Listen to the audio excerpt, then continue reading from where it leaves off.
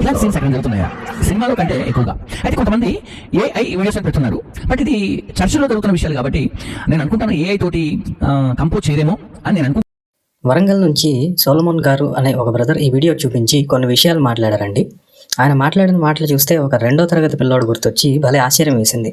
అవునండి, నాకు కూడా చాలా క్వశ్చన్స్ వచ్చాయి. అసలు ఎందుకు ఇలా ఉన్నారు, అది కూడా మేము క్రిస్టియన్స్ అని చెప్పుకునే కొంతమంది ఇలా అమాయకంగా ఎందుకు ఉన్నారు అని.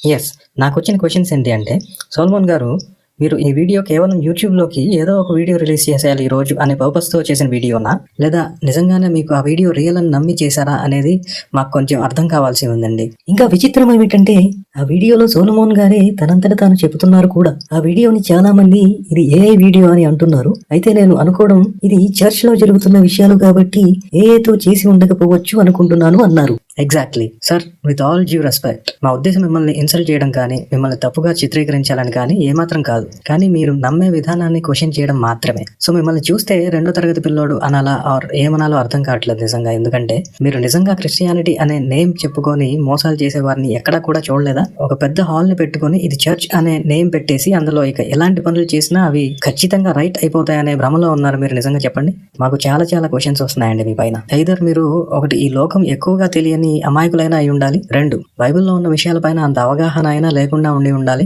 3 అమ్మో దేవుడి పేరుతో ఎవరైనా వస్తే వారిని క్వశ్చన్ చేయకూడదు, కళ్ళు పోతాయి అనే భయం కలిగిన ఒక బ్లైండ్ డివోటీ అయినా అయి ఉండాలి. ఇవి జస్ట్ మేము షాక్ లో ఉండడం వల్ల మాకు ర్యాండమ్ గా అండ్ క్విక్ గా మైండ్ లో వస్తున్న థాట్స్ మాత్రమే. ఇవి కాకుండా చాలానే వస్తున్నాయి. చాలా చాలా క్యూరియస్ గా ఉంది ఏమై ఉండొచ్చు అని.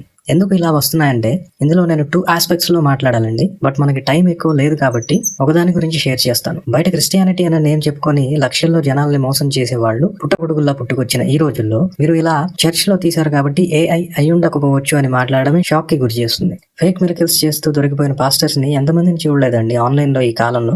మళ్ళీ నాకు ఆ వీడియోస్ డిస్ప్లే చేసి వీడియో టైం ఎక్స్టెండ్ చేయాలని లేదు. సో ఇలాంటి వాళ్ళు ఉన్నారు అని కళ్ళ ముందు ఇంత క్లియర్ గా కనిపిస్తుంటే ఇది చర్చ్ లో జరిగింది కాబట్టి ఏఐ అనలేను నేను అనడం ఏంటండి బాబు? సో మీరు స్ట్రైట్ గా చెప్పండి, క్రిస్టియన్ అనే నేమ్ పెట్టుకొని ఎవరు ఏం చేసినా మేము దాన్ని గుడ్డిగా నమ్మటం తప్ప వేరే ఆప్షన్ లేదు మాకు అని డైరెక్ట్ గా చెప్పండి పోనీ. యాక్చువల్ గా బైబిల్లోనే ఉందండి, పాము వలె వివేకము మరియు పావురం వలె నిష్కపటము కలిగి ఉండండి అని. కేవలం నిష్కపటంతో మాత్రమే కాకుండా అవతల వాళ్ళ చెడుని కనిపెట్టి దాని నుంచి దూరంగా ఎలా ఉండాలో ఆ తెలివిని కూడా కలిగి ఉండమని వార్న్ చేస్తున్నారు. మీరు ఈ వాక్యాన్ని ఎందుకు ఇంత లైట్ గా తీసుకున్నారో అనేది నాకు వస్తున్న పెద్ద డౌట్ అండి.